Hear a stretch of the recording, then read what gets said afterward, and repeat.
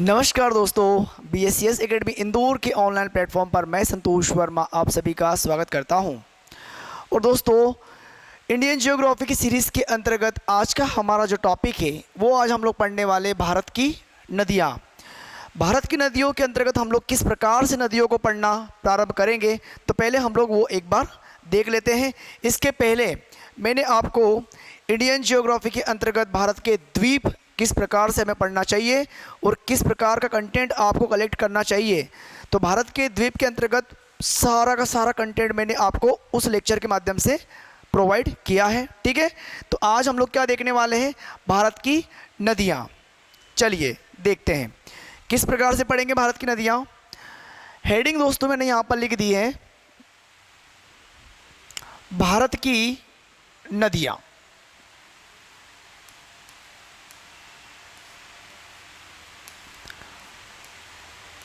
भारत की नदियाँ, भारत की संपूर्ण नदियों को हम लोगों ने दो भागों में विभाजित किया है। किस प्रकार से दो भागों में विभाजित किया है, तो पहले वो देख लेते हैं। हम लोग दोस्तों इसमें पढ़ने वाले हैं उत्तर भारत की नदियाँ,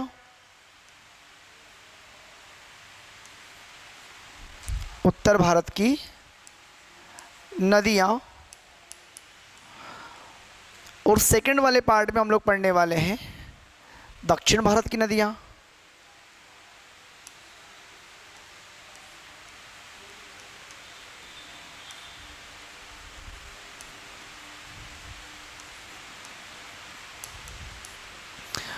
अब आप सोचोगे कि सर उत्तर भारत की नदियाँ और दक्षिण भारत की नदियाँ किस प्रकार से पढ़ेंगे इसके अंतर्गत, तो आगे देखिएगा।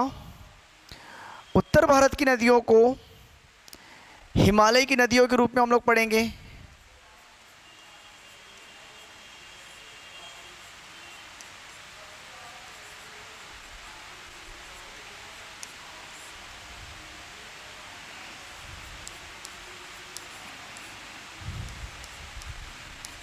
हिमालय से निकलने वाली नदियाँ, और दक्षिण भारत की नदियों के अंतर्गत हम लोग पढ़ेंगे प्रायद्वीपीय पठार से निकलने वाली नदियाँ।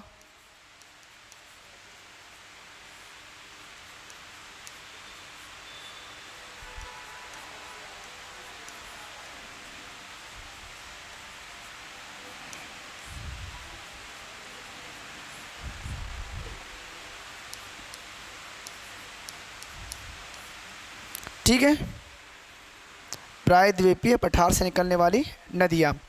हिमालय से निकलने वाली नदियों को हम लोग तीन पार्ट में पढ़ने वाले दोस्तों, मतलब तीन नदी तंत्र के रूप में पढ़ेंगे।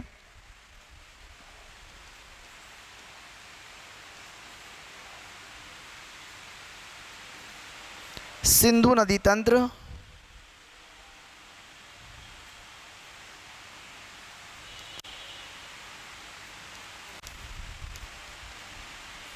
ब्रह्मपुत्र नदी तंत्र,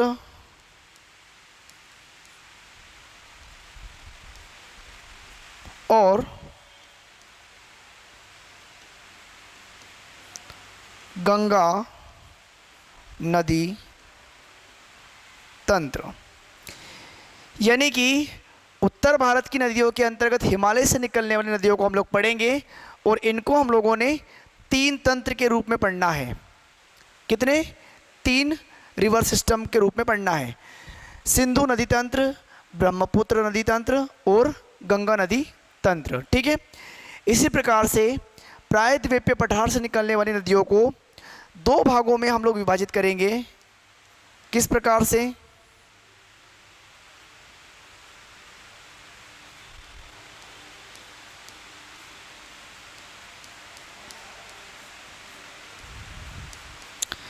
अरब सागर में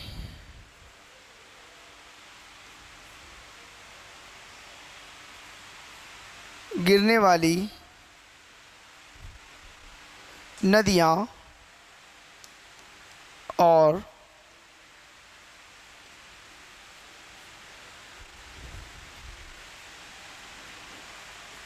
बंगाल की खाड़ी में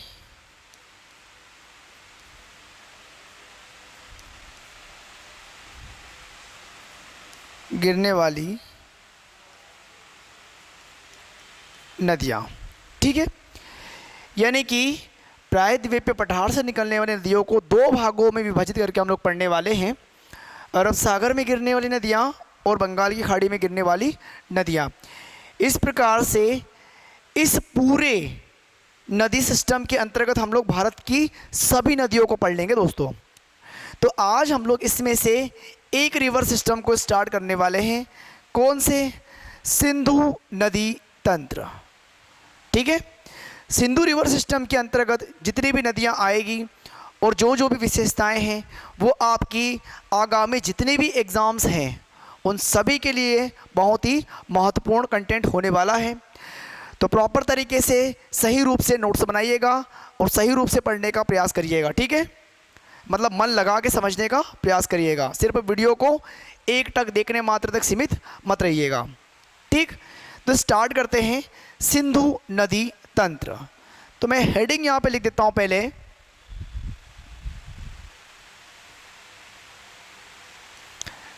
सिंधु नदी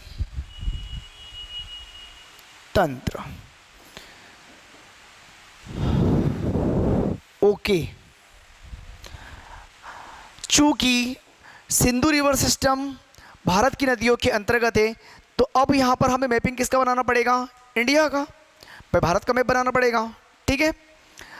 तो भारत के मैप में हमें क्या बनाना है उस चीज़ को आप थोड़ा सा यहाँ पर गौर करिएगा। मैं उसी क्षेत्र को बना रहा हूँ जहाँ पर नदियाँ आएगी, ठीक है ना। ठीक है, चलिए देखिएगा।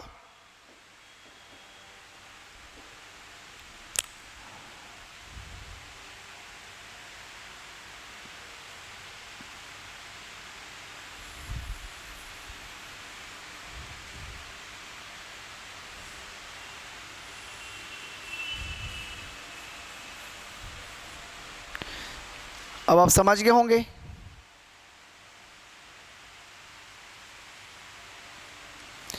कि मैं उसी क्षेत्र को मैंने बनाया है जिसके अंतर्गत हमें रिवर्स को देखना है, ठीक है ना। मतलब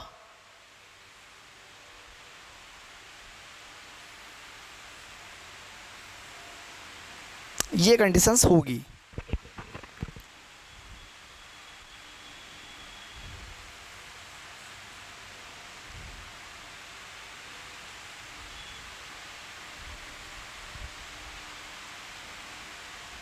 कुछ इस प्रकार से, ठीक है दोस्तों। और यहां पे कुछ इस प्रकार से। अब ठीक है, तो ये पार्ट अगर हम देखें तो लद्दाख है, ये जम्मू कश्मीर, हिमाचल प्रदेश, उत्तराखंड, पंजाब और हरियाणा, ठीक है। और यहां पर यदि हम लोग देखें तो आपको यहां पर मान के चलना पड़ेगा कि ये गुजरात वाला क्षेत्र है जहाँ पर ये अरब सागर वाला पार्ट है, ठीक है भाई, ये अरब सागर वाला पार्ट है। इसमें यहाँ पर दो पहाड़ियाँ हैं या दो श्रेणियाँ हैं।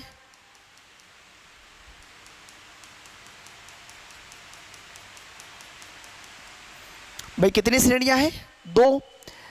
इन दो श्रेणियों के नाम आपको यहाँ पर याद रखने पड़ेंगे। ऊपर वाली का नाम है लद्दाख और इसका नाम है जास्कर, ठीक है। हालांकि अगर हम वहाँ पर बेसिकली ट्रांस हिमालय की बात करेंगे, किसकी बात करेंगे? ट्रांस हिमालय की। तो ट्रांस हिमालय में तीन श्रेणियाँ आती है, काराकोरम, लद्दाख और जास्कर। लेकिन सिंधु नदी तंत्र के अंतर्गत हमें सिर्फ इन दो श्रेणियों से काम है, लद्दाख और जास्कर, ठीक है भाई। ऊपर वाली श्रेणी का नाम क्या है? लद्दाख। ऊपर वाली श्रेणी का नाम क्या है? लद्दाख।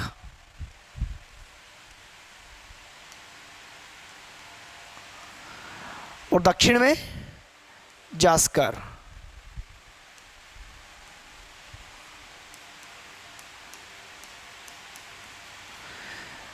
तो जो संरचनाएं मैं यहाँ पर बना रहा हूं उनके बारे में आपके कंसेप्ट क्लियर होना ज़रूरी है कि इन संरचनाओं के नाम क्या है, ठीक है ना। चलिए यहाँ पर दोस्तों एक झील बना रहा हूँ मैं, ये वाली।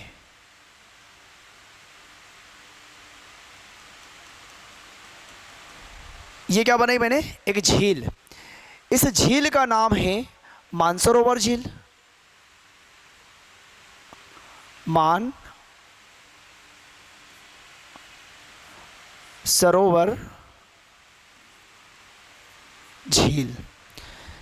इस मानसरोवर झील के पास में यहां पर एक और झील है, इसका नाम है राकसताल झील।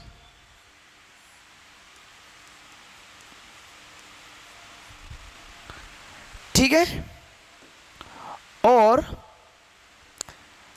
मानसरोवर झील के पूर्व में एक ग्लेशियर है और पश्चिम में भी एक ग्लेशियर है। इन ग्लेशियर के नाम आपको पता होना ज़रूरी है। जो पूर्वी ग्लेशियर है इसका नाम है Chema Jung दुंग glacier, Chema Jung दुंग glacier.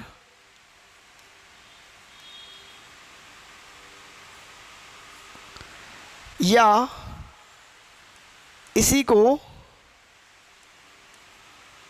Angsi glacier भी कहते हैं।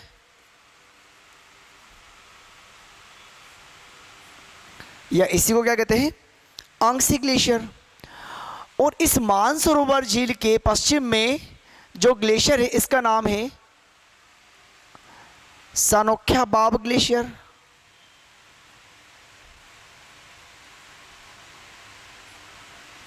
सानोख्या बाब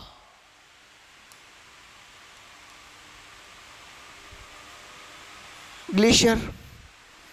तो कहने का मतलब देखो, यहाँ पे जो संरचनाएं और उनके नाम जो मैंने यहाँ पर लिखे हैं, ये चीन में तिब्बत वाला क्षेत्र है। और इस तिब्बत वाले क्षेत्र में मानसरोवर झील है और मानसरोवर झील के पास में एक और झील, इसका नाम है राकसताल। यहाँ तक भी आपको कोई दिक्कत नहीं होनी चाहिए। इस मानसरोवर झील के पूर्व में एक ग्लेशियर है। अब यह ग्लेशियर क्या होता है भाई, ग्लेशियर बर्फ का एक विशाल भाग होता है और ग्लेशियर के पिघलने के परिणाम स्वरूप ही नदियों का उद्गम होता है। ठीक है ना। तो ग्लेशियर क्या होता है, ग्लेशियर बर्फ का विशाल भाग होता है। तो मानसरोवर झील के पूर्व में चेमा युंग दुंग ग्लेशियर है, जिसे हम लोग आंगसी ग्लेशियर भी कहते हैं। और इसी मानसरोवर झील के पश्चिम में सानोख्या बाब ग्लेशियर है। चेमा युंग दुंग ग्लेशियर से ब्रह्मपुत्र नदी निकलेगी। भाई चेमा युंग दुंग से कौन सी नदी निकलेगी, ब्रह्मपुत्र नदी निकलेगी। और सानोख्या बाब ग्लेशियर से सिंधु नदी निकलेगी। किस प्रकार से निकलेगी, अब वो देख लो दोस्तों एक बार आप, है ना। देखिएगा, सिंधु रिवर की हम लोग बात करेंगे तो सिंधु नदी इस सानोख्या बाब ग्लेशियर से निकलेगी इस प्रकार से।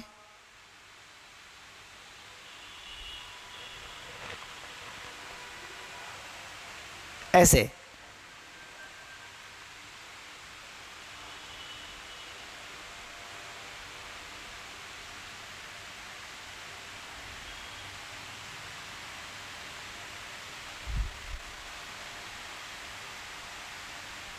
ऐसे जाएगी। नदी कौन सी है, सिंधु नदी है। अब नदी है तो पानी तो होगा इसमें। भाई बिना पानी की कोई नदी बहती है क्या। वो एक अलग बात है कि सूखने के बाद में उस नदी का जो अस्तित्व वहाँ पर होता है, पथ का, कि हाँ इस मार्ग में इस नाम की नदी प्रवाहित होती थी, लेकिन इस नदी में तो पानी पर्याप्त मात्रा में है और पानी है तो पानी बनाना पड़ेगा। तो ये नदी कौन सी है दोस्तों, सिंधु नदी है। एक बात यहाँ पर आपको क्लियर हो जाना चाहिए। भाई सिंधु नदी निकली कहाँ से, तिब्बत वाले क्षेत्र में मानसरोवर झील के पास सानोख्या बाब ग्लेशियर से निकली। और कहाँ पे सबसे पहले जाएगी, लद्दाख में। अब बात ये भी आएगी कि लद्दाख में किस क्षेत्र से ये प्रवेश करती है। यहाँ पे भाई लद्दाख में इस क्षेत्र से प्रवेश कर रही है और इस क्षेत्र से बाहर निकल रही है। ठीक है। तो ये दो क्षेत्र है यहाँ पे, इनके नाम आपको पता होना ज़रूरी है। इसका नाम है दमचौक। इसका नाम क्या है, दमचौक। दमचौक। और इसका नाम है दोस्तों चिल्लास।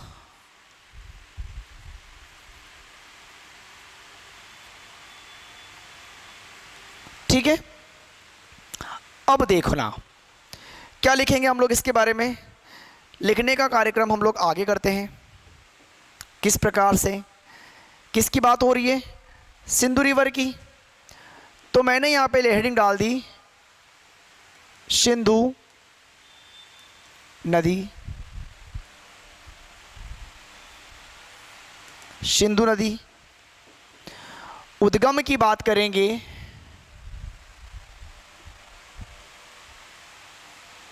उद्गम। तो क्या लिखेंगे, तिब्बत वाले क्षेत्र में,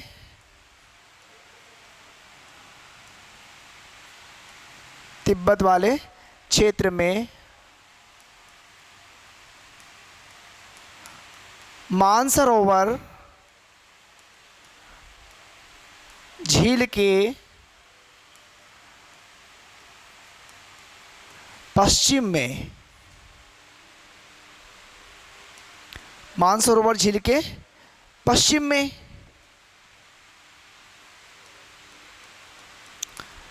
सानोख्या बाब ग्लेशियर, कौन सा ग्लेशियर, सानोख्या बाब ग्लेशियर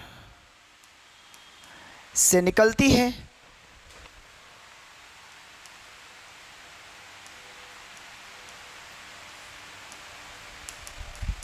सानोख्या बाब ग्लेशियर से निकलती है। भाई इतना तो हमें पता ही हो गया है कि तिब्बत में मानसरोवर झील के पश्चिम में सानोख्या बाब ग्लेशियर से निकलती है। और आगे क्या लिखेंगे, आगे ये लिखेंगे नेक्स्ट पॉइंट में, दमचौक से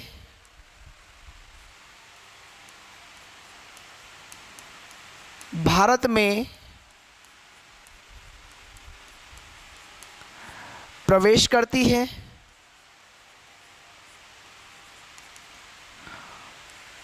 और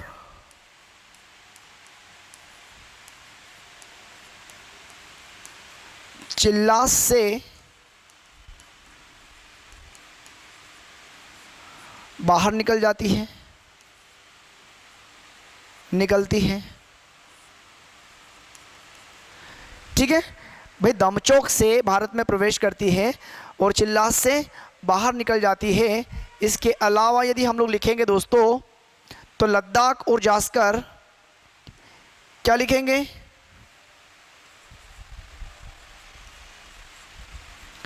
लद्दाख और जास्कर, लद्दाख और जास्कर दो श्रेणियों के मध्य प्रवाहित होती है, दो श्रेणियों के मध्य प्रवाहित होती है। ठीक है, और आगे क्या लिखेंगे,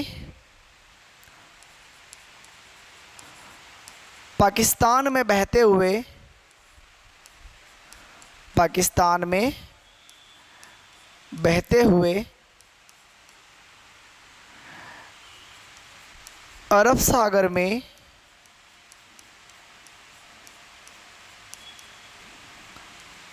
अपना मुहाना बनाती है। भाई कंडीशन क्या आ रही है कि पाकिस्तान में बहते हुए, देखो यहाँ से कहाँ चली गई, दम चिल्लास से बाहर निकल गई। ये पाकिस्तान में बहते हुए ये कौन सा भाग है, अरब सागर। और अरब सागर में क्या कर रही है, अपना मुहाना बना रही है। अच्छा मुहाना तो बना रही है, लेकिन यहाँ पे क्या बनाएगी, यहाँ पे बनाती है दोस्तों डेल्टा। यहाँ क्या बनाएगी, ये डेल्टा बनाएगी।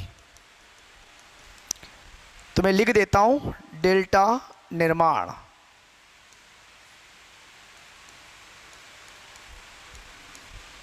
डेल्टा निर्माण, ठीक है।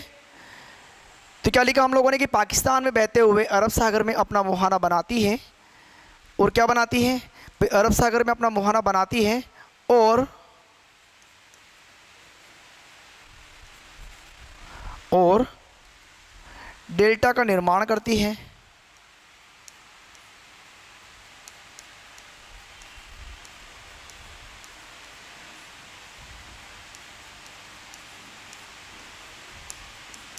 और किसका निर्माण करती है?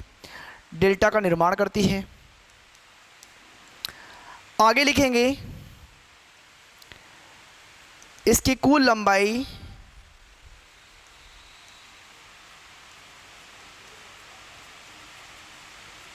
इसकी कुल लंबाई 2880 किलोमीटर है।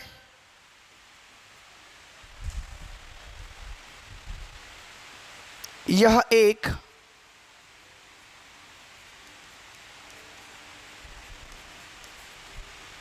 अनुवर्ती या अनुगामी नदी है। भाई अनुवर्ती या अनुगामी नदी उस नदी को कहते हैं जो अपने उद्गम स्थान से निकलकर अपने मार्ग में प्रवाहित होते हुए किसी अन्य नदी की सहायक नदी न बनते हुए सीधे सागर या महासागरीय जल में अपना मुहाना बनाती है। ऐसी मुख्य नदी को हम अनुवर्ती या अनुगामी नदी कहते हैं। तो सिंधु नदी भी क्या कर रही है दोस्तों? अपने उद्गम स्थान से प्रवाहित होकर सीधे कहाँ पर जा रही है? सागर या महासागरीय जल में। मतलब ये नदी भी किसी अन्य नदी की सहायक नदी नहीं है। तो इस प्रकार से सिंधु नदी क्या हुई? एक अनुवर्ती या अनुगामी नदी होती है। ठीक है, यहाँ तक। आगे लिखेंगे इसे पूर्ववर्ती नदी भी कहते हैं।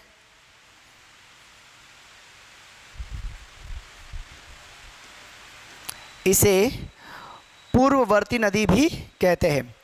और पूर्ववर्ती नदी की परिभाषा क्या होती है? कि ऐसी नदी जो अपने मार्ग में प्रवाहित होती है और यदि इस प्रकार की नदियों के मार्ग में कोई अवरोध उत्पन्न होता है तो ये नदियाँ उस अवरोध को काट कर पुनः अपने मार्ग में प्रवाहित होने लगती है। अवरोध को काटने के परिणाम स्वरूप उस स्थान पर नदी के द्वारा गहरे खड्ड या गहरे खाई का निर्माण किया जाता है, जिसे क्या कहते हैं हम लोग? जिसे हम लोग कहते हैं दोस्तों गार्ज। जिसे क्या कहते हैं? गार्ज कहते हैं। तो अब आप ये कहोगे कि सर यदि ये नदी भी पूर्ववर्ती नदी है तो ये गार्ज का निर्माण कहाँ पे करती है? तो दोस्तों ये गार्ज का निर्माण लद्दाख वाले क्षेत्र में सिंधु गार्ज के नाम से गार्ज का निर्माण करती है। किस नाम से? सिंधु गार्ज का निर्माण करती है। तो इसे पूर्ववर्ती नदी भी कहते हैं। यह नदी क्या लिखेंगे? यह नदी सिंधु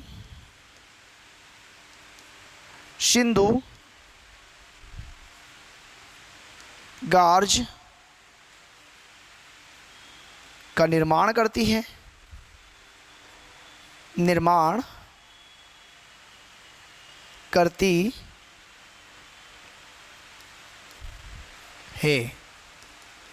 ठीक है, ये नदी किसका निर्माण करती है? सिंधु गार्ज का निर्माण करती है। आगे बढ़े, 7 पॉइंट्स हो चुके हैं। आगे बढ़ते दोस्तों हम लोग आगे बढ़ेंगे 8वें पॉइंट की ओर। इसे हिमालय पार की नदी भी कहते हैं।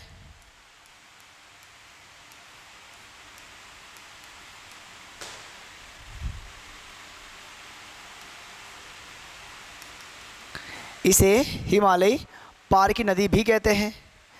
और नेक्स्ट पॉइंट में यह एक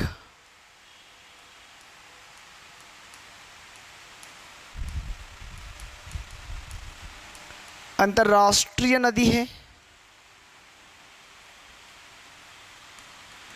वे अंतर्राष्ट्रीय नदी क्यों है? क्योंकि 3 देशों में प्रवाहित होती है। 3 देशों में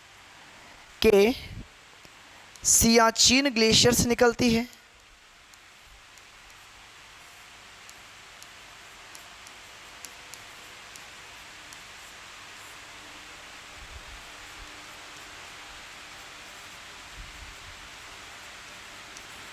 सियाचिन ग्लेशियर से निकलती है और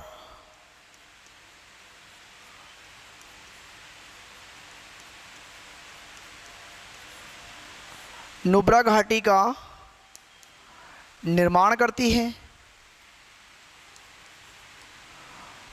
और नुब्रा घाटी का निर्माण करती है। ठीक है ना, किसका निर्माण करती है?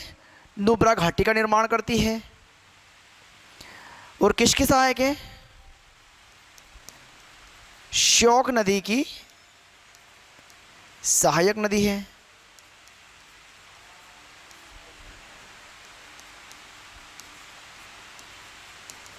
श्योक नदी की सहायक नदी है। ठीक है ना, तो यहाँ पे दोस्तों नुब्रा घाटी का निर्माण होता है और भारतीय जवानों को सियाचिन ग्लेशियर जाने के लिए इस नुब्रा घाटी को क्रॉस करके जाना पड़ता है। ठीक है, यहाँ तक भी आपको क्लियर हो जाना ज़रूरी है। आगे बढ़ूँ, लद्दाख में इस वाले रीजन में यदि आप देखोगे तो यहाँ पर आपको एक रिवर मिलेगी और इस रिवर को हम लोग कहते हैं गिलगित नदी। क्या नाम है इसका? गिलगित नदी।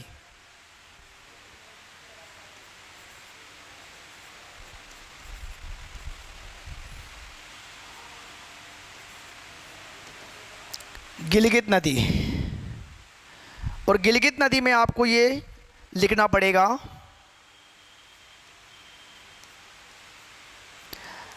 लद्दाख से निकलकर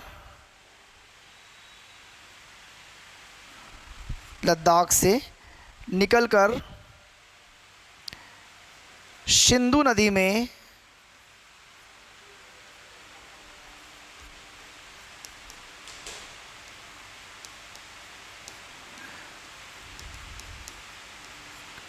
दाईं ओर से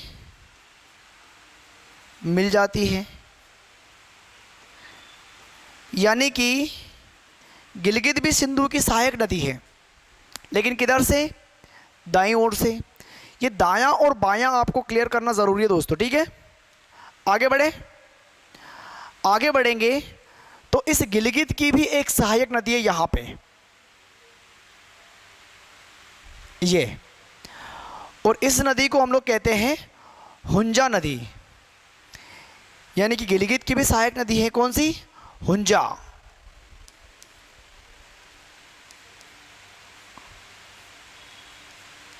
हुंजा नदी। और हुंजा नदी में क्या लिखोगे?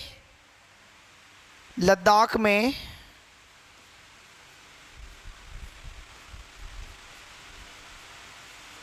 यह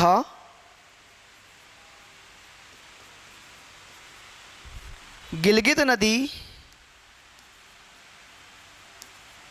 की सहायक नदी है।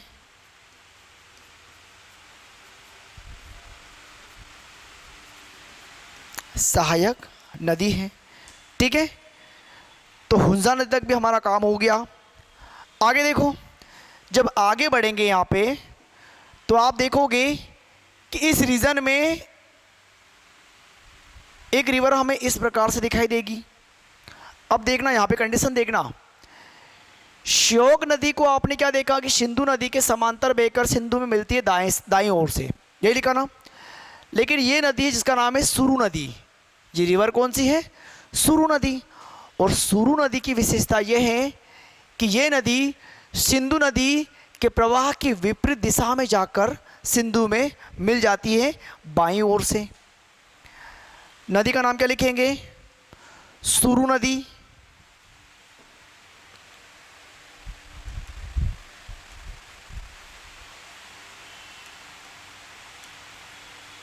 सुरु नदी। क्या लिखेंगे शुरू नदी में?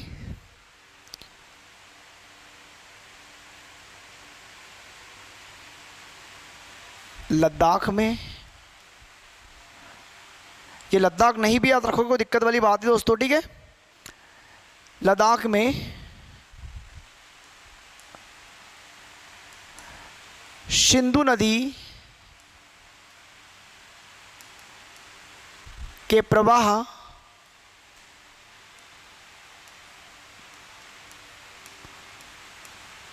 की विपरीत दिशा में बहकर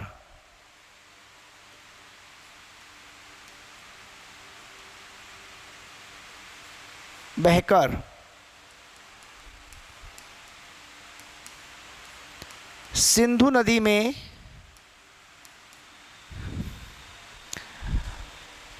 बाईं ओर से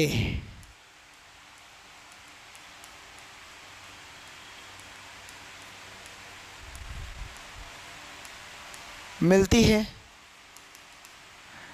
किधर से मिलती है? बाईं ओर से। अब यहाँ पर दो कंडीशन याद रखना। एक क्या होता है कि यहाँ पे यदि हम लोगों ने देखा किसे, श्योक नदी को, तो श्योक नदी सिंधु नदी के समांतर प्रवाह की दिशा में बहकर किस मिलती है? सिंधु में दाईं ओर से।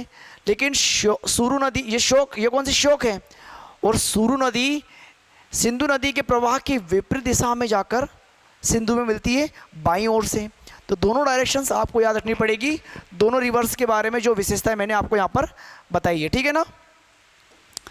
आगे देखना, जास्कर श्रेणी से एक रिवर निकलती है, ये गई। अब आप सोचोगे सर छोटी सी नदी है, भाई वो छोटी नहीं है, वो तो मैप में इस प्रकार से आपको यहाँ पर हैंड मैपिंग है तो ऐसा दिख रहा है, ठीक है ना। इस नदी का नाम क्या है? जास्कर नदी। क्या नाम है? जास्कर नदी।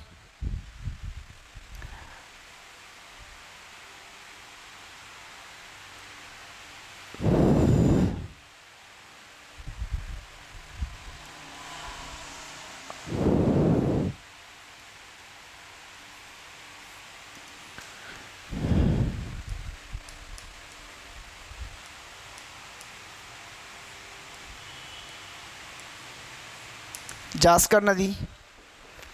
जास्कर नदी की विशेषता क्या हो जाएगी? यह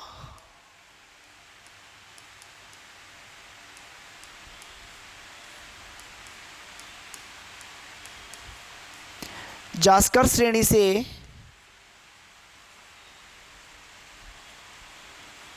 निकलती है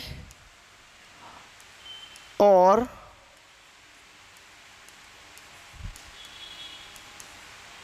सिंधु नदी में बाईं ओर से मिल जाती है।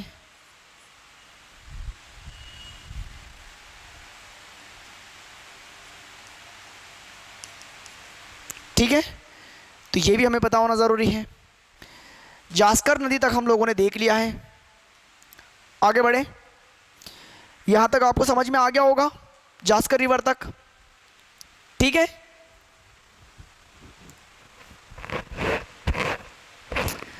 पाकिस्तान में हमें दो रिवर देखने को मिलेगी जो महत्वपूर्ण है।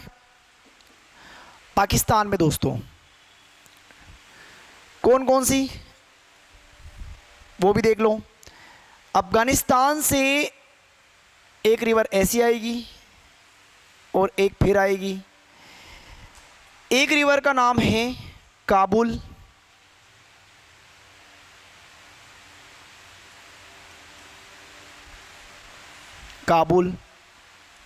और इसका नाम है गोमल। दो नदियां अफगानिस्तान से होते हुए आएगी पाकिस्तान में और सिंधु में जाकर मिल जाएगी, काबुल और गोमल। काबुल और गोमल दोनों सिंधु नदी की सहायक नदी है, लेकिन किधर से? दाईं ओर से, यानी कि राइट हैंड साइड से, ठीक है।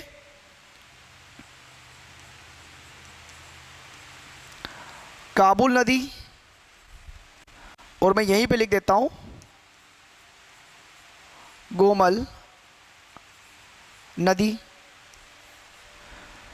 और क्या लिख देता हूं? दोनों नदियां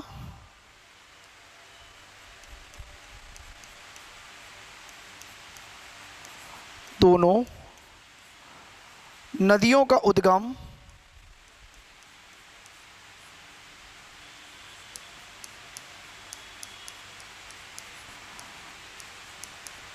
अफगानिस्तान से होता है और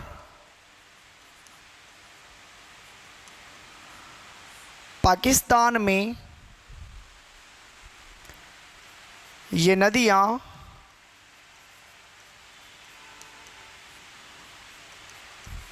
सिंधु में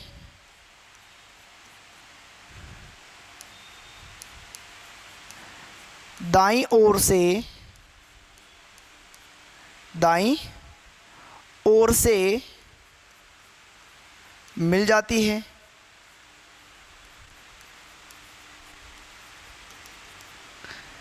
तो ये भी हमें यहाँ पर कंफर्म हो जाता है। ठीक है, चलिए कोई बात नहीं, आगे बढ़ते हैं। जब यहाँ तक का मैटर हमारा सिंधु रिवर के बारे में दोस्तों कवर्ड हो जाता है, इसके बाद में हम लोग बढ़ते हैं और आगे देखिएगा कैसे। देखना, इस राकसताल झील से एक रिवर आएगी, लेकिन हिमाचल प्रदेश में सबसे पहले मैं यहाँ पर बना रहा हूँ एक दर्रा। क्या बना रहा हूँ? एक दर्रा बना रहा हूँ इस प्रकार से।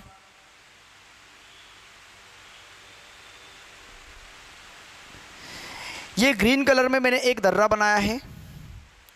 दर्रा क्या होता है बताता हूँ, पहले देख लो दर्रा क्या होता है। क्या बनाया मैंने?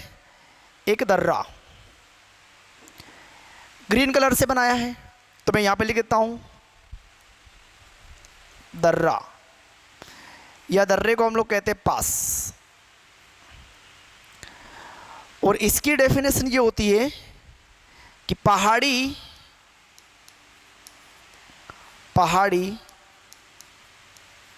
और पर्वतीय क्षेत्रों में, क्या लिखा मैंने? पहाड़ी और पर्वतीय क्षेत्रों में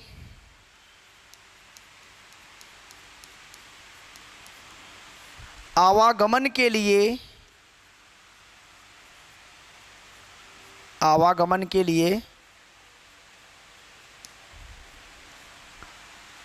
उपयोग किए जाने वाले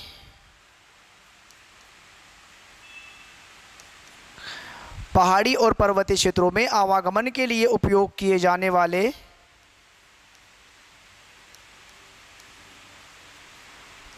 प्राकृतिक मार्गों को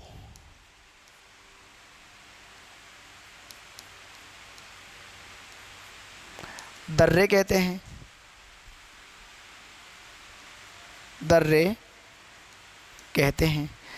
तो ये तो दर्रे की चलो परिभाषा हो गई है, दर्रे के बारे में हमने यहाँ पर जान लिया है।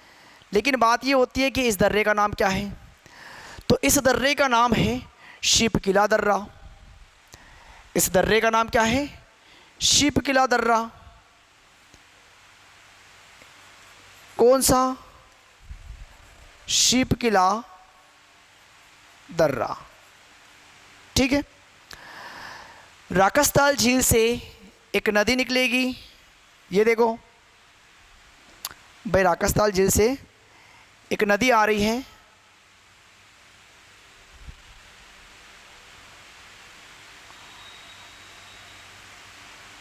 और ऐसे सिंधु में जाकर मिल जाएगी।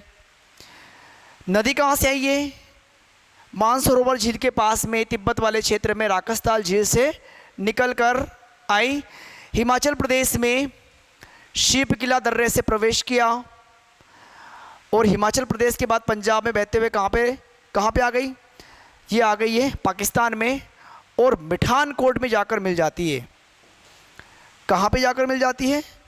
मिठानकोट में। मतलब जहाँ पर मिलती है इसका नाम क्या है? मिठानकोट।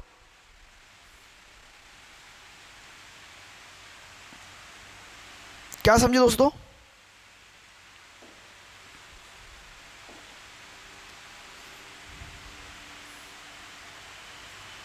प्लेस का नाम क्या है? मिठान कोट। पाकिस्तान में मिठान कोट में मिल जाती है कौन सी नदी? सतलज। क्या बोला मैंने नाम नदी का? सतलज नदी। भाई निकली कहाँ से? राकसताल झील से, और हिमाचल प्रदेश में शीप-किला दर्रे से प्रवेश करती है, और हिमाचल प्रदेश, पंजाब और पाकिस्तान में किस में? मिठान कोट में, सिंधु में जाकर मिल जाती है। किधर से मिलती है? तो आप क्या बोलोगे आप? सर ये बाईं ओर से मिलती है, मतलब लेफ्ट हैंड साइड से, उल्टे हाथ से, ठीक है ना। चलो कोई दिक्कत, नदी के बारे में लिख देते हैं, नदी के बारे में लिख देते हैं, ठीक है। क्या नाम दोस्तों नदी का? सतलज नदी। नदी का नाम सतलज।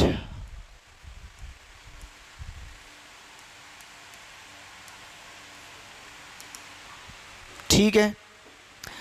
सतलज नदी के बारे में हम लोग लिखेंगे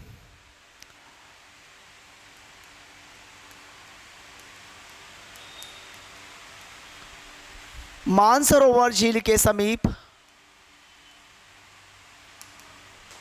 मानसरोवर झील के समीप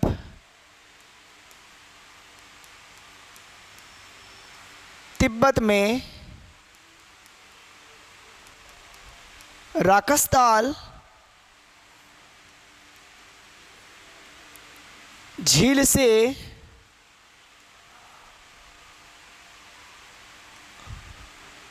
निकलती है।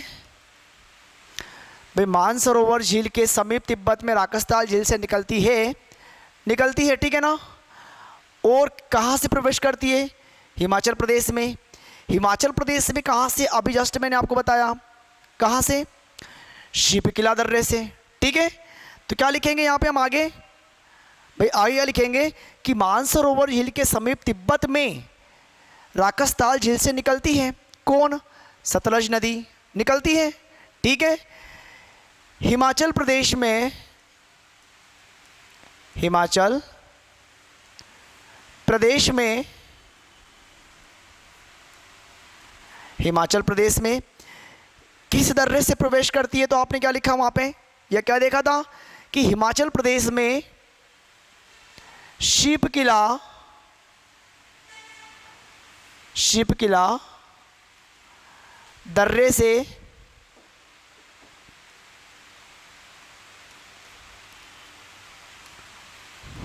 प्रवेश करती है, और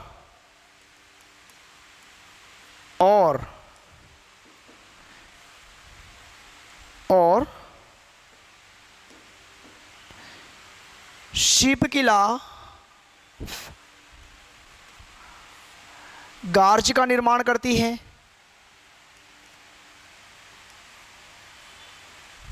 शीप-किला गार्ज का निर्माण करती है,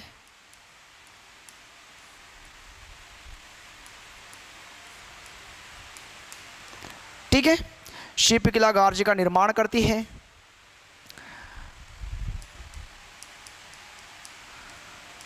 पंजाब में प्रवाहित होते हुए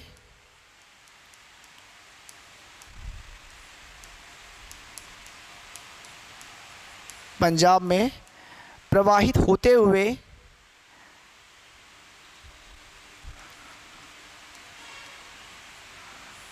पाकिस्तान के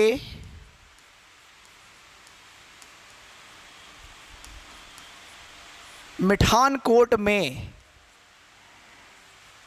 सिंधु में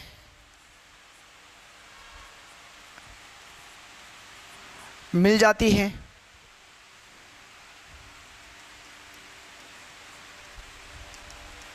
ठीक है। अब मुझे बस ये बता देना आप कि सिंधु में तो मिल गई, लेकिन दाएं से कि बाएं से? तो क्या आप आंसर दोगे कि बाएं से, ठीक है ना, लेफ्ट हैंड साइड से। यहाँ तक आपको क्लियर होना चाहिए दोस्तों, ठीक है ना। किसकी बात हो गई? सतलज की लंबाई की यदि बात करें तो लंबाई 1450 किलोमीटर है। कहीं कहीं पर आपको 1500 किलोमीटर भी नज़र आएगी लिखा हुआ, ठीक है। चलिए, सतलज का हो गया है। आगे देखते हैं। आगे देखेंगे दोस्तों तो मैटर ये होगा कि हिमाचल प्रदेश में हमें दो दर्रे नजर आएंगे, एक दो।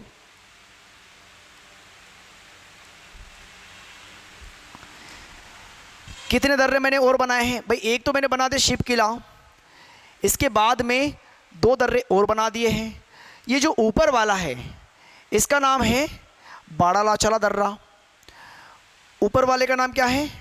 बाड़ा लाचाला दर्रा। मैं यहाँ लिख देता हूँ, क्या नाम है उसका? बाड़ा लाचाला दर्रा। तो बाड़ा लाचाला दर्रा ऊपर वाला है। इस बाड़ा लाचाला दर्रे से नदी की दो धाराएं निकलती है, देखना, एक दो, ठीक है ना। कितनी धाराएं निकली? दो। और ये दोनों धाराएं जहां पे मिलती है इसका नाम है तांडी। जहां मिलती है उसका नाम क्या है? तांडी। और इसके बाद में यानी कि यहां पे मिलने के बाद में ये एक धारा बनकर आगे बहती है। ये एक धारा बनकर आगे बहती है और किस में चली जाती है? सतलज में। तो दर्रे का नाम क्या है? बाड़ा लाचाला। दो धाराएं निकली, एक का नाम है चंद्र और एक का नाम है भागा। दोनों मिली कहाँ पे?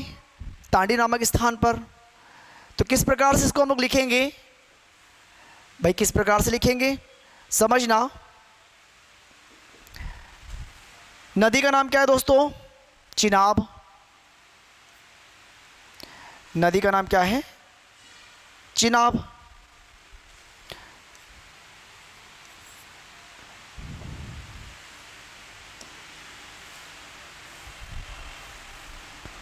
तो मैं लिख देता हूं यहां पे चिनाब नदी। अब हमने वहां पे ये देखा कि वहां पर है एक दर्रा। क्या है? एक दर्रा है। इस दर्रे का नाम क्या है? बाड़ा लाचाला। लिख देता हूं मैं यहां पे।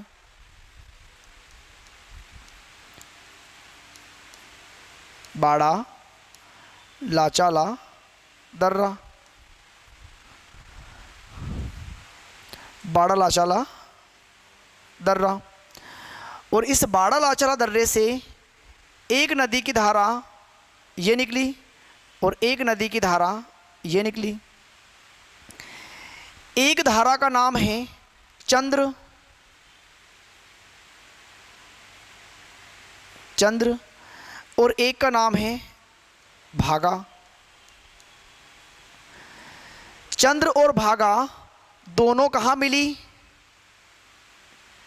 तांडी नामक स्थान पर।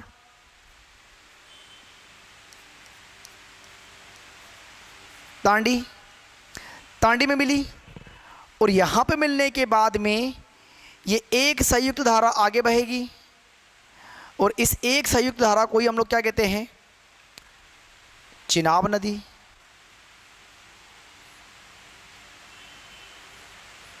क्या कहते हैं? चिनाब नदी। और चिनाब किस में गई? सतलज में। यहाँ तक भी हमें कोई दिक्कत नहीं होना चाहिए भाई। जितना हम लोग यहाँ पे डेफिनेशन के रूप में लिखेंगे उसको हम लोगों ने डायग्रामेटिक कंडीशन में देख लिया, हमें कोई दिक्कत ही नहीं होनी चाहिए। क्लियर? अब चिनाब नदी का मैटर यहाँ पर हो गया। मैं डैम वगैरह तो नहीं बता रहा हूँ यहाँ पे, अदरवाइज चिनाब पर आपको दुलहस्ती, बगलीहार, सलाल, ये आपको डैम्स वगैरह मिल जाएंगे। हालांकि मैं बांध अलग से पढ़ाने वाला हूँ, ठीक है, घिस पिस नहीं हमें करना है, मिक्सअप हो जाएगा सारा मैटर। हिमाचल के बाद में गई कहाँ पे? जम्मू कश्मीर में। और पाकिस्तान में किस में मिल गई? सतलज में। लेकिन जहाँ पर ये मिलती है इस स्थान को कहते हैं पंचनद। पंचनद, पंचनद का मतलब होता है जहाँ पे 5 नदियों का जल आकर मिलता है। तो अभी आप सोचोगे सर अभी तो 2 ही नदियाँ आ रही हैं, आगे देखो आएगी, ठीक है। तो चिनाब नदी हो गया दोस्तों, मैं लिख भी देता हूँ यहाँ पे चिनाब नदी, अदरवाइज़ आपको याद हो गया होगा चिनाब नदी नाम इसका, ठीक है। चलो आगे देख लेते हैं। ये जो दूसरा वाला दर्रा यहाँ पे,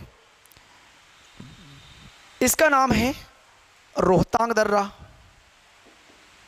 इसका नाम क्या है? रोहतांग दर्रा। और इस रोहतांग दर्रे से 2 नदियां हमें नजर आएगी। एक तो सीधी निकल जाएगी चिनाब में, और एक पंजाब में सतलज में जाकर मिल जाएगी। भाई एक सीधी निकल गई कहाँ पे? चिनाब में, और एक हिमाचल से होते हुए पंजाब में किस में मिल गई? सतलज में। दर्रे का नाम क्या है? रोहतांग। दर्रे का नाम क्या है? रोहतांग। तो बाड़ालाचाला को तो हम लोगों ने देख लिया, लेकिन यदि रोहतांग दर्रे की बात करेंगे हम लोग, किसकी दोस्तों? रोहतांग की। तो मैं यहाँ पे बना देता हूँ इस प्रकार से, रोहतांग। एक नदी सीधी चली गई, इस नदी को हम लोग रावी नाम देंगे, और एक चली गई ऐसी जिसका नाम है व्यास, ठीक है। इसका नाम क्या है? रावी, और इसका नाम है व्यास, ठीक है। यहां तक रावी नदी कहां पे गई? चिनाब में। भाई रावी कहां पे गई? चिनाब में। और व्यास सतलज में। व्यास कहाँ पे? सतलज में। सतलज में भी कहाँ पे? पंजाब में। और पंजाब में कहाँ पे? तो वो भी देख लेंगे, कोई दिक्कत वाली बात नहीं है। पहले तो ये देखो कि जो रावी नदी है वो पाकिस्तान में मिली, कहाँ पे?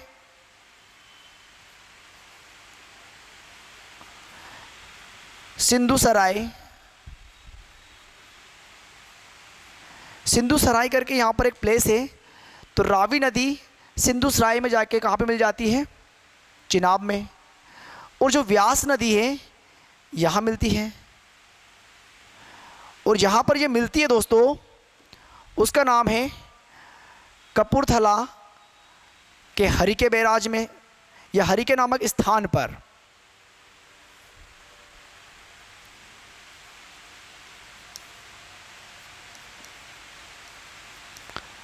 कपूरथला के हरिके नामक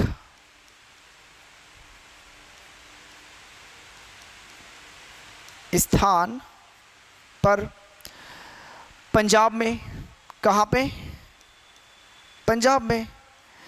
पंजाब में कपूरथला के हरिके नामक स्थान पर, जहाँ पर व्यास नदी सतलज में मिलती है, वहीं पर हरिके बैराज बनाया गया है। भाई वहीं पर क्या बनाया गया है? हरिके बैराज। और उसी हरिके बैराज से विश्व की सबसे लंबी नहर इंदिरा गांधी नहर निकाली गई है, ठीक है ना। तो इंदिरा गांधी नहर कहाँ पे, कहाँ से निकाली गई है? जहाँ पे व्यास नदी और सतलज नदी का संगम होता है। कहाँ पे? कपूरथला के हरिके नामक स्थान पर। इसीलिए उसका नाम क्या रखा? हरिके बैराज। और हरिके बैराज से इंदिरा गांधी नहर निकाली गई है। यहाँ तक भी आपको दिक्कत नहीं होनी चाहिए, ठीक है भाई, यहाँ तक भी आपको दिक्कत नहीं होनी चाहिए। आगे बढ़ेंगे, जब आगे बढ़ेंगे तो जम्मू कश्मीर में एक झील हम दो देखेंगे यहाँ पे। इस झील का नाम है शेषनाग झील। इस झील का नाम क्या है? शेषनाग झील। शेषनाग झील से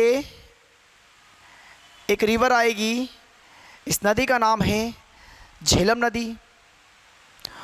और इस शेषनाग झील के पास में एक और झील है जिसका नाम है वेरीनाग। यानी कि जम्मू कश्मीर में वेरीनाग के समीप शेषनाग झील से एक नदी निकलती, नदी का नाम है झेलम नदी। क्या नाम मैंने बोला? झेलम नदी। ठीक है। मिली किस में? चिनाब में। भाई मिली किस में? चिनाब में। कहाँ मिली? तो इस स्थान का नाम है झुंग।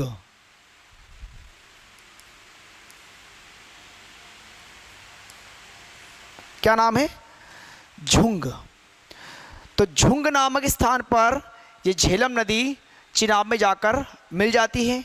एक बात भाई, कंडीशन क्या हो रही है? नदी का नाम क्या है? चिनाब। सॉरी, नदी का नाम क्या है? झेलम। देख लो यहाँ पे, नदी का नाम झेलम नदी।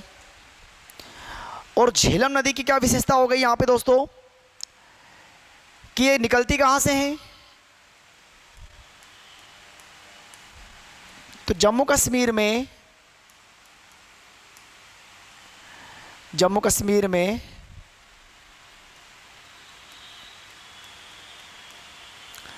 वेरीनाग झील के समीप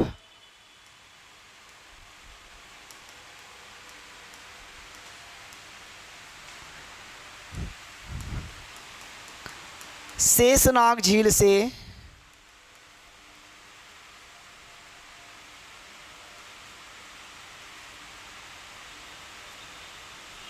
निकलती है। कहाँ से निकलती है? शेषनाग झील से निकलती है। सबसे इंपॉर्टेंट बात याद रखना,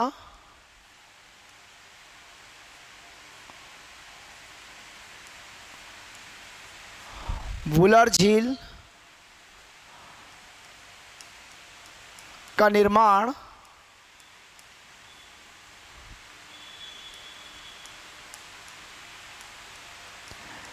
झेलम नदी द्वारा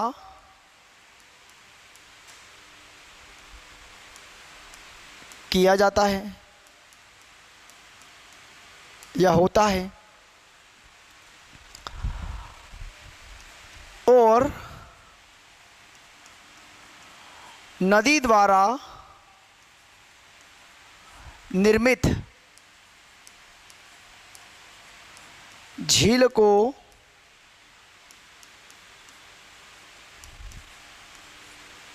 गोखुर झील कहते हैं। ठीक है। अब ये वुलर झील का निर्माण कैसे होता है वो भी देख लो एक बार। कहाँ होता है? यहाँ पे।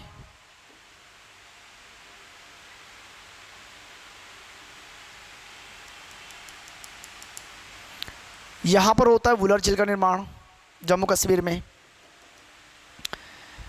कैसे होता है? होता ये है दोस्तों कि मैदानी भागों में नदी क्या करती है? ऐसा विसर्पण करती है। मैदानी भागों में नदी क्या कर रही है? विसर्पण करती है। क्या लिखा मैंने? मैदानी भागों में नदी विसर्पण करती है, सांप की तरह चलती है। अब मैदानी भागों में तो विसर्पण कर रही है, लेकिन होता क्या है कि यदि ग्लेशियर पिघल गए या फिर इस नदी में जल राशि बढ़ गई तो जल राशि बढ़ने के परिणाम स्वरूप नदी का फ्लो क्या करेगा? बढ़ जाएगा। और नदी का फ्लो बढ़ेगा तो ये विसर्पण करने की बजाय सीधी बहेगी, और जब सीधी बहेगी तो ये जो बीच वाला पार्ट है ये क्या हो जाएगा, एक झील बन जाएगी। समझ रहे हो? तो झेलम नदी के द्वारा वुलर झील का निर्माण किया गया है और नदी के द्वारा निर्मित झील को हम लोग क्या कहते हैं, गोखुर झील कहते हैं। ठीक है, यहाँ तक आपको समझ में आ जाना चाहिए। और इसके अलावा श्रीनगर झेलम नदी के किनारे हैं। भाई श्रीनगर कहाँ पर है, झेलम नदी के किनारे हैं। ठीक है, तो अब देखो दोस्तों, यहाँ पर फिलहाल हम लोगों ने सिर्फ नदियाँ देखी है, उनकी विशेषताएं देखी है। अब मैं लिखने वाला हूँ नदियों को एक सीक्वेंस में, और मैं पहले यहाँ पर कर रहा हूँ नंबरिंग। तो आप यहाँ पर नंबरिंग पर ध्यान देना कि मैं कहाँ से कर रहा हूँ। ठीक है, ये देखना 1 2 3 4 5 और ये 6। मैंने जो नंबरिंग की है सिंधु, झेलम, चिनाब, रावी, व्यास और सतलज किया है। सिंधु नदी तंत्र के अंतर्गत मुख्य नदियों की बात होगी तो आपको सबसे ज़्यादा क्वेश्चन इन 6 नदियों से मिलेंगे। कहाँ से मिलेंगे, इन 6 नदियों से। तो होता क्या है, होता ये है कि सिंधु नदी तंत्र, सिंधु नदी तंत्र की मुख्य नदियां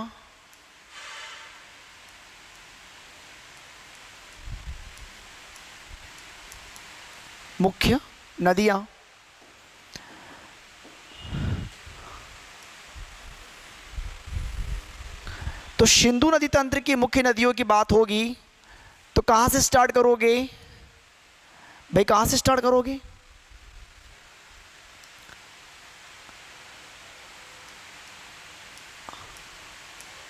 नदियाँ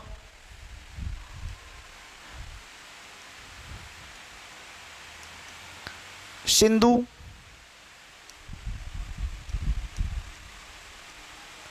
झेलम, चिनाब, रावी, व्यास,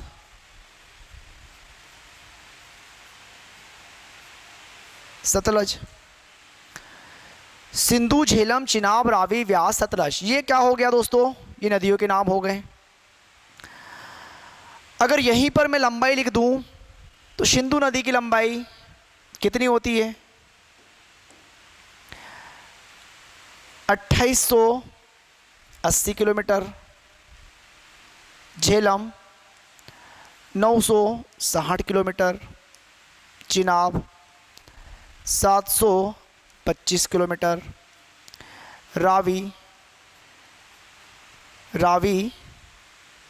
720 किलोमीटर।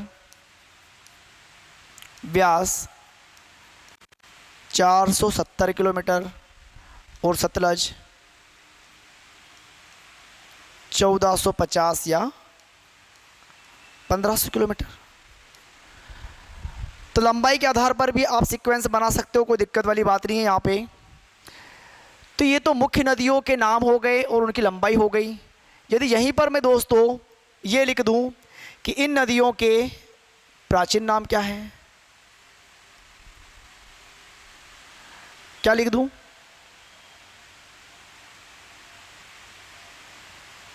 नदियों के प्राचीन नाम। किन नदियों के प्राचीन नाम? भाई सिंधु नदी की जो मुख्य नदियां हैं इनके प्राचीन नाम क्या हैं? तो सिंधु की यदि बात करेंगे, किसकी बात करेंगे? सिंधु की। तो सिंधु नदी का प्राचीन नाम है इंडस या लायन।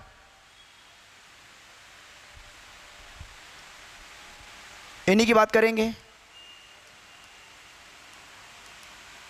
इंडस या लायन। झेलम की बात करेंगे, वितिस्ता, चिनाब, अस्किनी, रावी, परुषणी और व्यास, विपाशा और सतलज को हम लोग कहते हैं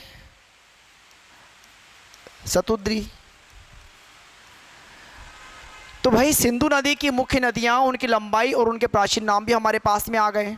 ठीक है, यहां से हम आगे बढ़ेंगे तो अगली हेडिंग दोस्तों हमारे पास में आती है दोआब क्षेत्र। क्या आती है? दोआब क्षेत्र। अब ये क्या होता है? दोआब क्षेत्र। और दोआब क्षेत्र क्या होता है इसे भी समझ लो। इसके बारे में हमें यह पता होना ज़रूरी है, दो नदियों के बीच के क्षेत्र को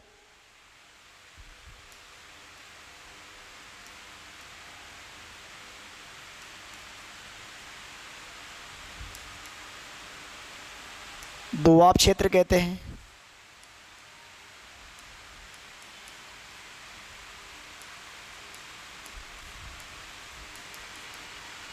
दो नदियों के बीच के क्षेत्र को क्या कहते हैं? दोआब क्षेत्र कहते हैं। अब दो नदियों के बीच का क्षेत्र होगा तो अधिक उपजाऊ भी होगा। तो क्या लिख सकता हूं मैं यहां पे कि यह क्षेत्र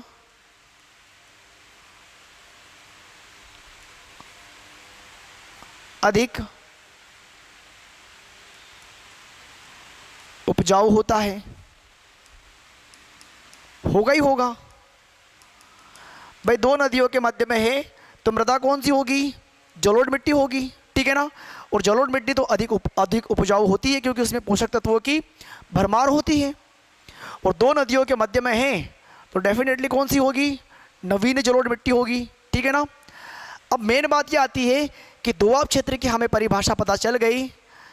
और अगर आगे हम लोग देखेंगे तो सिंधु नदी के अंतर्गत 5 दोआब क्षेत्र हमें प्राप्त होते हैं। क्या लिखेंगे दोस्तों? सिंधु नदी तंत्र के अंतर्गत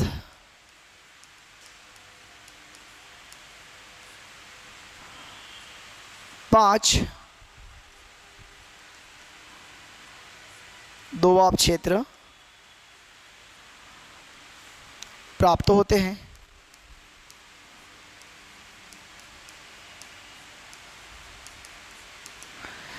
कितने दोआब क्षेत्र प्राप्त होते हैं?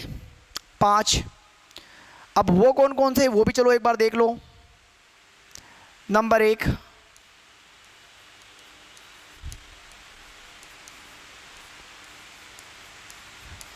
सिंधु सरोवर,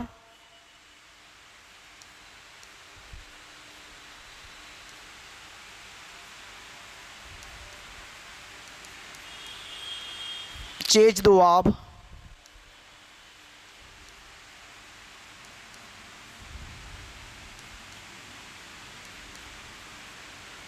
रेचना दोआब,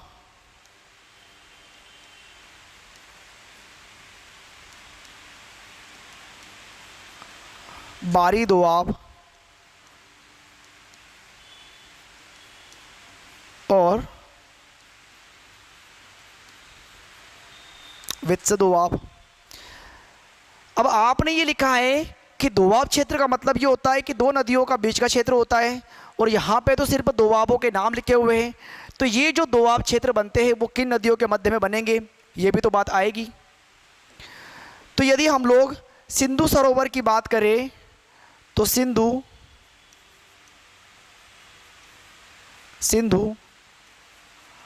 और झेलम नदी आएगी दोस्तों। चेज की बात करेंगे, चिनाब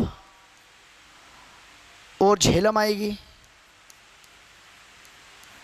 देखो नाम से ही हो रहा है, चेज, च से चिनाब और ज से झेलम। रेचना, र से रावी और च से चिनाब। बारी, व्यास और रावी। और वित्स, व्यास और सतलज।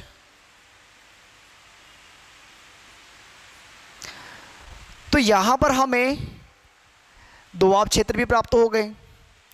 अब आगे बढ़ेंगे और आगे दोस्तों इसमें आता है सिंधु जल समझौता।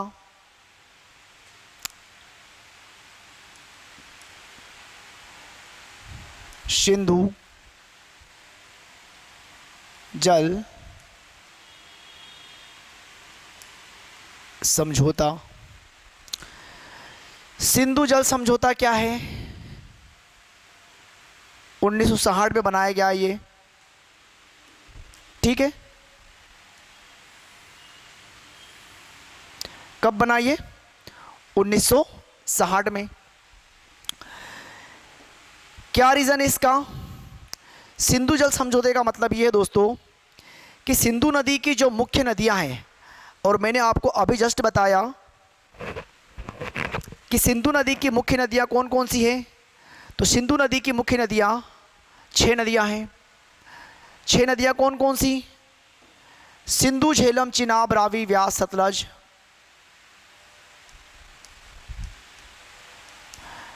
सिंधु, झेलम, चिनाब, रावी, व्यास, सतलज। यही है। सिंधु जल समझौते में क्या हुआ? सिंधु जल समझौते में ये हुआ कि 1960 में इन 6 नदियों के ऊपर भारत और पाकिस्तान ने हस्ताक्षर किए थे। अब आप सोचोगे कि सर हस्ताक्षर किस बात के?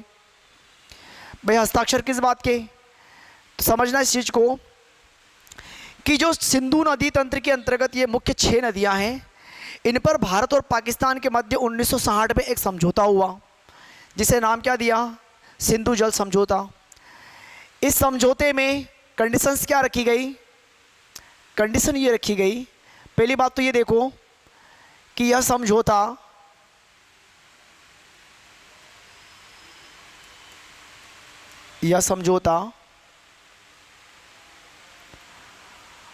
भारत और पाकिस्तान के मध्य हुआ।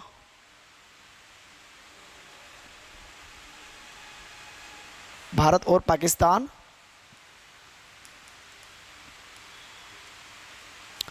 के मध्य हुआ।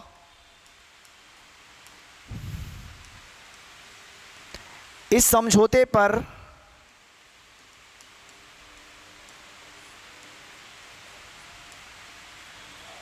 उन्नीस सौ 1960 में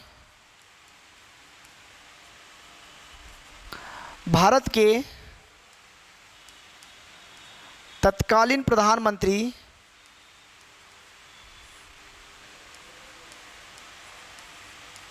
पंडित जवाहरलाल नेहरू, पंडित जवाहरलाल नेहरू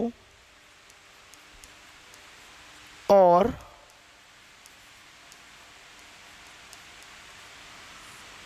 पाकिस्तान के राष्ट्रपति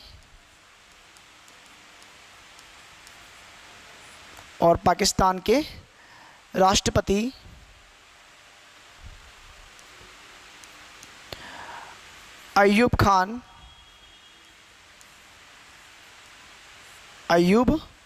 खान ने कराची में हस्ताक्षर किए।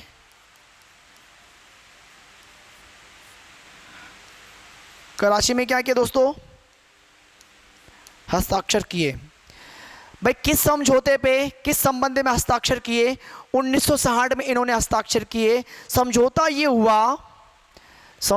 हुआ कि सिंधु नदी तंत्र की मुख्य 6 नदियों में सिंधु, झेलम और चिनाब नदी का 80% जल पाकिस्तान उपयोग करेगा और 20% जल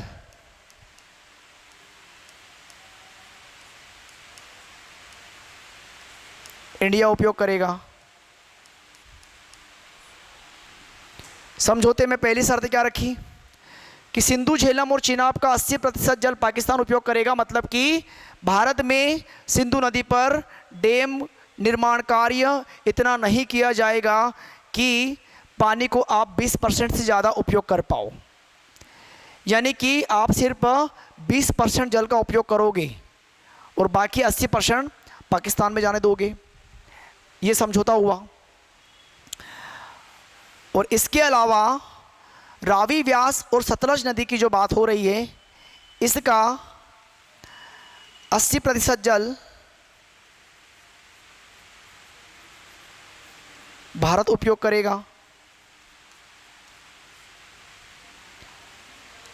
और 20% जल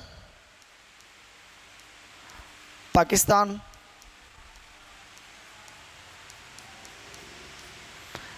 तो ये समझौता हुआ था, सिंधु जल समझौता। ठीक है। तो दोस्तों, सिंधु रिवर सिस्टम के अंतर्गत आपको इसी सीक्वेंस में सारा कंटेंट पढ़ना पड़ेगा, तब जाके आपका सिंधु रिवर सिस्टम प्रॉपर तरीके से कंप्लीट होगा।